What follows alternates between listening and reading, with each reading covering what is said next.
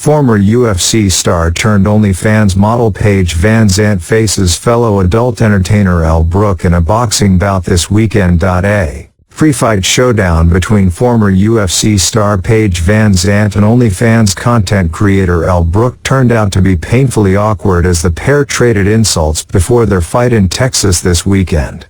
The pair headlined the Misfits Boxing 15 card at Energy Arena in Houston, Texas in the early hours of Sunday morning. Brooke, 26, holds a 3-1 record since turning her hand to influencer boxing and heads into the fight off the back of a dominant TKO victory over former Love Island star AJ Bunker.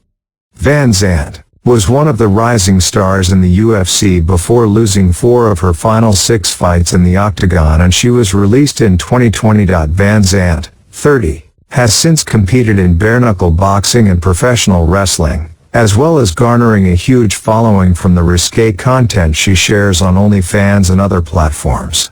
Ahead of the fight, the pair sat across the table for an awkward exchange of their opinions on each other and how the fight played out. The conversation was punctuated by a series of awkward silences as Brooke in particular took aim at the former MMA prodigy. "I think recently you're not as talked about anymore," Brooke said.